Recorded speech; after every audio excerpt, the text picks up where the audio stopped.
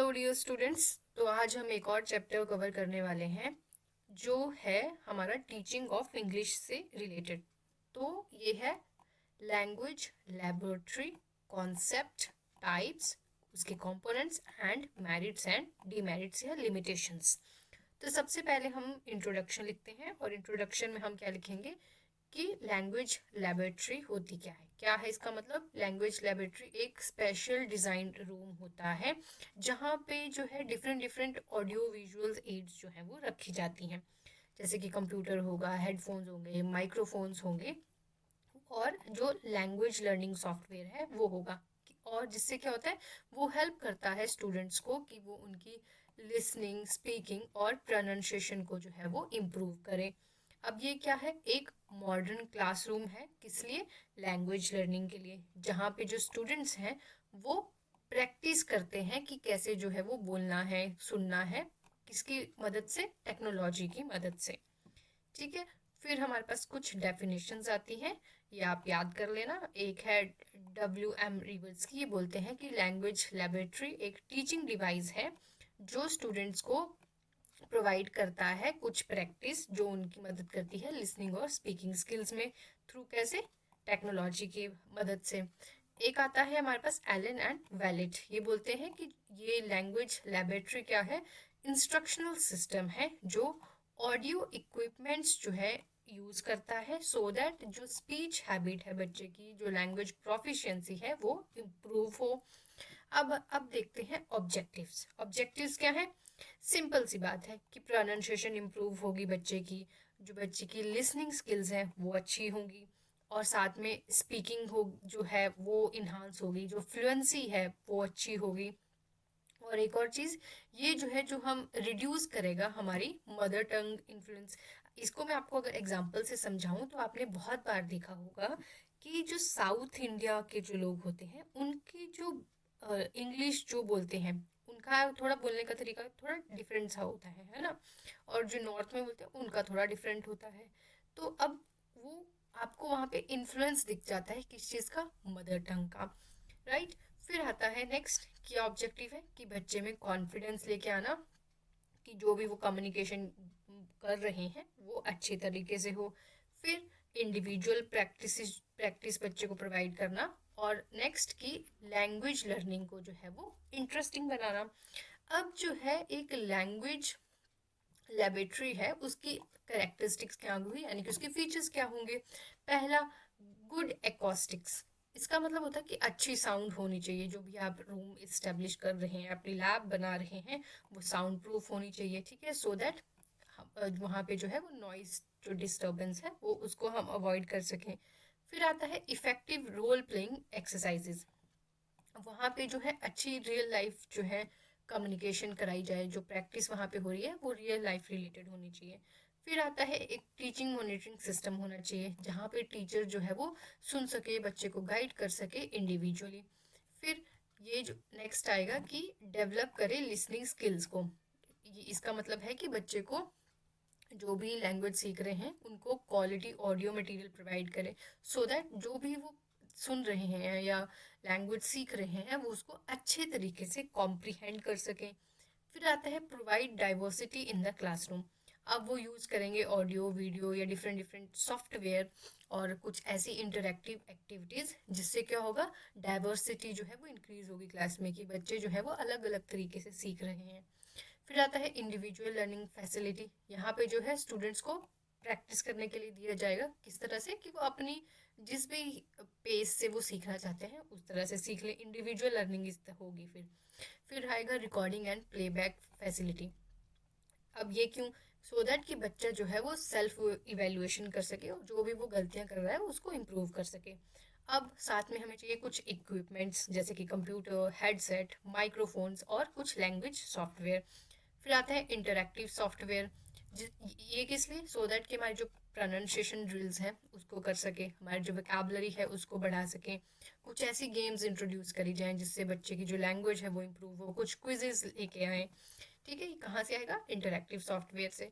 फिर कुछ comfortable sitting arrangement हो, जहाँ पे हम बच्चे के लिए जो है एक प्रॉपर सिटिंग बनाई जाए और कंफर्ट हो वहाँ पे, और जहाँ से कंसंट्रेशन और बना रहे। फिर एक वेल मेंटेन जो है इंफ्रास्ट्रक्चर होता है, अगर एक लैब है वहाँ पे प्रॉपर लाइटिंग होगी, वेंटिलेशन होगा, इलेक्ट्रिसिटी होगी, है ना। फिर आता है ट्रेंड टीचर। अब जो भी लैंग्वेज सिखा रहे हैं वो जो टीचर है वो स्किल्ड होना चाहिए, उनको खुद जो है वो लैब को इफेक्टिवली यूज़ करने आना चाहिए, राइट। फिर आता है नेक्स्ट हमारे पास कि क्या हमारे पास स्टेप्स हैं, है ना, जो हम यूज़ करते हैं लैंग्वेज लैब में एक्टिविटीज़ करवाने के लिए। सबसे पहले आता है identify the problem that needs practice. मतलब सबसे पहले हम ये फिगर आउट करेंगे कि प्रॉब्लम कहाँ पे है। प्रोनाउंसिएशन नहीं आ रही है बच्चे को, कि उसकी फ्लुएंसी ख़राब है, या फिर वो उसको स्ट्रेस हो रहा है, एट्सेट्रा एट्सेट्रा। फिर उसके बाद जो है जो भी हमने प्रॉब्लम आइडेंटिफाई करी, फिर उसके बाद जो है वो हम एक करेक्ट टाइप की ड्रिल जो है वो चूज़ करेंगे, मतलब एक एक्टिविटी चूज़ करेंगे जो हमारी प्रॉब्लम है उसको सॉल्व कर सके। फिर हम जो है एक टेप या सीडी स्क्रिप्ट प्रिपेयर करेंगे, जिसमें जो है वो जो भी प्रैक्टिस होगी वो उसमें रिकॉर्ड होगी। फिर उसके बाद हम रिकॉर्ड करेंगे, ठीक है, एक मॉडल प्रोनाउंसिएशन की कैसे बात करनी है, किस तरह से बोलना है। फिर जो है रिकॉर्डिंग को चेक करेंगे, है ना। फिर उसके बाद फाइनली हम जो है इवेलुएट करेंगे एक्टिविटी को कि बच्चे की परफॉर्मेंस कैसी रही, फिर उसको फीडबैक देखेंगे सो दैट वो इम्प्रूव कर सके। अब हम आते हैं टाइप्स ऑफ लैंग्वेज लेबोरेटरी के बारे में। अब इसको डिफरेंट डिफरेंट टाइप्स में जो है वो डिवाइड किया गया है। अगर हम टेक्नोलॉजी के ऊपर बेस के ऊपर बोले तो हमारी दो तरह की हैं, वो हम देखेंगे। पहला आता है traditional and conventional language lab. अब इसमें क्या क्या आता है, इसमें हमारे पास आते हैं tape recorders, audio cassettes, wired headphones, और यहाँ पे जो है वो टीचर जो है कंट्रोल करते हैं, टीचर कंट्रोल पैनल। अब यहाँ पे जो क्या है, स्टूडेंट्स जो है जो भी रिकॉर्डेड मटेरियल है उसको सुनते हैं और बार बार रिपीट करते हैं। और यहाँ पे क्या है, टीचर जो है वो कंट्रोल करते हैं जो भी उन्होंने ऑडियो प्रोवाइड की है। इसकी लिमिटेशन क्या है कि लिमिटेड इंटरेक्शन होती है, और ये जो है अब आउटडेटेड टेक्नोलॉजी होगी क्योंकि अब बहुत सारी न्यू टेक्नोलॉजीज आ गई हैं। दूसरा है हमारे पास डिजिटल लैंग्वेज लेबोरेटरी। इसमें क्या क्या आता है, कंप्यूटर्स आते हैं, लैंग्वेज सॉफ्टवेयर आते हैं, इंटरनेट आता है, और इंटरेक्टिव एक्सरसाइजेज आती हैं। अब यहाँ पे जो है स्टूडेंट्स अपनी जो वॉइस है उसको रिकॉर्ड कर सकते हैं, कंपेयर कर सकते हैं दूसरे बच्चों के साथ, और इंस्टेंट जो है वो फीडबैक ले सकते हैं। नेक्स्ट जो हमारे पास आता है वो है बेस्ड ऑन सेटअप। इसमें क्या है, फिक्स्ड लैब हो सकती है कि एक जो है वो क्लासरूम है उसी में उसको इंस्टॉल किया गया है। दूसरा आती है मोबाइल लैब कि मतलब जो डिवाइसेस है उसको एक जगह से दूसरी जगह जो है वो ले जाया जा सकता है। तीसरा आता है वर्चुअल लैब कि मतलब ऑनलाइन जो है वो एक प्लेटफॉर्म है जहाँ से हम सीख रहे हैं। ठीक है, ये था टाइप्स। अब हमारे पास आता है डिफरेंट आगे कंपोनेंट्स। ये कंपोनेंट्स क्या है लैंग्वेज लैब के। पहला तो हमें चाहिए कुछ हार्डवेयर कंपोनेंट्स, जिसमें जैसे कि कंप्यूटर हो गया, है ना, हेडफोन्स हो गए, टीचर कंसोल हो गया। कंसोल मतलब वो जो एक पैनल होता है जहाँ पे टीचर जो है वो बैठे होते हैं। फिर स्पीकर्स जो है सुनने के लिए चाहिए, फिर सर्वर चाहिए, और प्रोजेक्टर चाहिए। अब उसके बाद सॉफ्टवेयर के कुछ कंपोनेंट्स हैं, जैसे कि लैंग्वेज लर्निंग सॉफ्टवेयर चाहिए, स्पीच रिकॉग्निशन टूल्स चाहिए, रिकॉर्डिंग प्रोग्राम्स चाहिए, और असेसमेंट टूल्स चाहिए।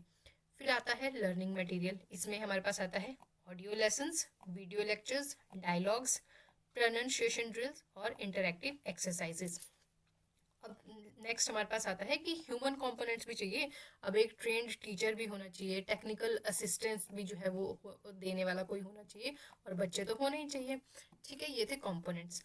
अब देखते हैं कि फंक्शन क्या है लैंग्वेज लैब के। ये कुछ उसी तरह से हैं जो हमने ऑब्जेक्टिव्स करे थे कि लिसनिंग प्रैक्टिस करवाना, स्पीकिंग प्रैक्टिस करवाना, प्रोनाउंसिएशन जो है वो इम्प्रूव करना, वोकेबलरी बढ़ाना, कम्युनिकेशन स्किल्स उसको इम्प्रूव करना, ग्रुप डिस्कशन प्रैक्टिस करना, और असेसमेंट और फीडबैक। ये कुछ फंक्शन है लैंग्वेज लैब के। अब समझ लेते हैं कि मेरिट्स क्या हैं, उसके एडवांटेज क्या है लैंग्वेज लैब के। सबसे पहले प्रोनाउंसिएशन इम्प्रूव होती है, ठीक है। दूसरा, लिसनिंग स्किल्स बढ़ती हैं। तीसरा, इंडिविजुअल लर्निंग होती है, स्टूडेंट्स जो है वो अपने हिसाब से सीख सकते हैं। फिर आता है इमीडिएट फीडबैक। जो डिजिटल लैब्स हैं, ठीक है, वहाँ पे क्या है, एकदम से आपको फीडबैक मिल जाता है, आपने जो भी गलती की है आपको इंस्टेंट वो करेक्शन कर देता है। फिर कॉन्फिडेंस अच्छा जो होता है बच्चे का, स्टूडेंट्स जो है वो बिना फियर के जो है क्लासरूम में जो है बोल सकते हैं। टीचर का बर्डन रिड्यूस होता है, क्योंकि जो ऑटोमेटेड एक्सरसाइजेज हैं वो हेल्प करती हैं कि बच्चे जो है वो ज़्यादा से ज़्यादा प्रैक्टिस सेशन कर सकें। मोटिवेशनल जो टेक्नोलॉजी है, इससे जो है लर्निंग और इंटरेस्टिंग बनती है और फ्लुएंसी बढ़ती है। फिर आता है यूज़ ऑफ कॉम्पिटिटिव एग्जाम्स। अब जैसे कि आप आईलेट्स देते हो या डिफरेंट डिफरेंट जो भी एग्जाम्स हैं, उसके लिए भी यूज़फुल होगा, क्योंकि वहाँ पे आपकी लैंग्वेज टेस्ट की जाती है, तो आपको प्रैक्टिस करनी है तो आप यहाँ से कर सकते हो। फिर it encourages self learning, again कि बच्चा खुद लर्न करेगा। And next, get exposure to native language और स्पीच, कि आप जो अपनी नेटिव लैंग्वेज है, जो आप भाषा बोलते हैं, उसका भी आपको जो है वो एक्सपोजर मिलता है। फिर आपको ज़्यादा टाइम मिलता है प्रैक्टिस करने के लिए। यहाँ पे क्या होता है, आप जो है एक एक्टिव लिसनर और स्पीकर की तरह काम करते हो। फिर आता है जो लिसनिंग स्किल्स हैं, वो जो है दे बिकम प्राइमरी, और उससे क्या होता है, फ्लुएंसी इंप्रूव होती है। ठीक है। फिर इम्प्रूव एक्सेंट एंड इनोटेशन। अब जो आपका एक्सेंट है, रिदम है, टोन है, वो सब बदलने लगती है, वो अच्छी होती है। साथ में ये इनकरेज करता है इंडिपेंडेंट लर्निंग। स्टूडेंट्स जो हैं वो टीचर के ऊपर कम रिलाई करते हैं और अपने खुद के पेस से सीखना ज़्यादा करते हैं। फिर आता है इट प्रोवाइड्स इमीडिएट री इन्फोर्समेंट। इंस्टेंट फीडबैक मिलता है, जिससे क्या होता है, बच्चे का जो रिस्पॉन्स है वो नेक्स्ट जो है इम्प्रूव होता है। फिर ये जो है स्टेज फियर रिड्यूस करता है, क्योंकि स्टूडेंट्स जो है वो प्राइवेटली लर्न कर रहे हैं, जिससे क्या होता है, उसको कोई हेजिटेशन नहीं होती है, कोई एंजाइटी नहीं होती है, लेकिन जैसे उनको लगता है कि हाँ अब हमने इम्प्रूव कर लिया, तो वो आगे और बढ़ते हैं। फिर आता है it enhances technological skills. Students जो हैं वो फेमिलियर हो जाते हैं कि मॉडर्न टूल्स क्या है, सॉफ्टवेयर क्या है, उसको यूज़ कैसे करना है, तो टेक स्किल्स भी बढ़ती हैं। अब लिमिटेशंस पे आते हैं। लिमिटेशंस क्या हैं, कि एक्सपेंसिव है इंस्टॉलेशन, या इसकी मेंटेनेंस कॉस्ट जो है वो हाई है। टेक्निकल प्रॉब्लम्स है, सिस्टम जो है वो फेल हो सकता है, कुछ डिस्टर्ब कर सकता है, जिसकी वजह से लर्निंग। फिर रिक्वायर्ड ट्रेनिंग। अब जो भी लैंग्वेज लैब में काम कर रहा है, उसको खुद को आना चाहिए, टीचर जो है वो उनको पता होना चाहिए कि सॉफ्टवेयर किस तरह से चलाने हैं। फिर लिमिटेड इंटरेक्शन। अब यहाँ पे क्या है, इंटरेक्शन कम हो जाती है, टीचर जो है वो एक अपने कंसोल में बैठे हैं, अपनी एक जगह पे बैठे हैं, वहीं से सबको कंट्रोल कर रहे हैं। ठीक है, तो इससे face to face communication reduce होती है। इलेक्ट्रिसिटी डिपेंडेंस है, तो पावर फेलियर्स, अगर लाइट चली गई तो इशू आएगा। और it is not suitable for all schools, क्योंकि रूरल स्कूल्स हैं, वहाँ पे हो सकता है फैसिलिटीज़ ही ना हो। ठीक है। फिर आता है मैकेनिकल लर्निंग। यहाँ पे क्या है कि बार बार कुछ कुछ ना चीज़ें रिपीट ही होती रहती हैं, सेम ही चीज़, तो उससे क्या होता है, क्रिएटिविटी जो है वो ख़त्म होती है, और मैकेनिकल लर्निंग फोकस करते हैं। फिर आता है development of reading and writing skill has little scope. अब आप ज़्यादा फोकस किस चीज़ के ऊपर कर रहे हो, सिर्फ स्पीकिंग के ऊपर। ठीक है, रीडिंग और राइटिंग का कोई रोल नहीं है, बस आपने हेडसेट लगाए और आप सुन रहे हो। फिर आता है नेक्स्ट कि more than 20 students can not be accommodated at a time, मतलब कि लिमिटेड कैपेसिटी है, कम ही बच्चे जो है वो आप लैब में ले जा सकते हो। ठीक है, इंफ्रास्ट्रक्चर की प्रॉब्लम भी वहाँ से आती है। फिर आता है competent native speakers speeches are really available. अब जो भी आपकी नेटिव लैंग्वेज है, उसमें जो है आपको यूजुअली कम चीज़ें देखने को मिलेंगी। ज़्यादातर आपको चीज़ें उस लैंग्वेज जो भी होगी, आपको वो मटेरियल मिलेगा जो ईजिली अवेलेबल हो, और जो लोग ज़्यादा बोलते हो, जैसे कि अगर इंग्लिश हो, फ्रेंच हो, तो आपको ईजिली अवेलेबल हो जाती हैं दिस लैंग्वेज लैब में। बट अगर मान लो कोई तमिल बोल रहा हो या कोई अपनी भोजपुरी ही बोल रहा हो, तो इट्स लाइक कि मुश्किल हो जाता है वो स्पीच मिलना। ठीक है। फिर आता है टेक्निकल ब्रेक डाउन इशूज़, क्योंकि सारा चीज़ टेक्नोलॉजी के ऊपर चल रहा है, अगर वहाँ पे सिस्टम में कुछ भी इंटरप्ट हो रहा है, तो टीचिंग लर्निंग प्रोसेस जो है वो इंटरप्ट होगी। ठीक है। हाई मेंटेनेंस कॉस्ट है, क्योंकि जो इक्विपमेंट्स हैं उनको रेगुलर सर्विस चाहिए, उनका रेगुलर अपग्रेड जो है वो होता रहना चाहिए, तभी वो बेनिफिशियल है स्टूडेंट्स के लिए, अदरवाइज कोई फ़ायदा नहीं।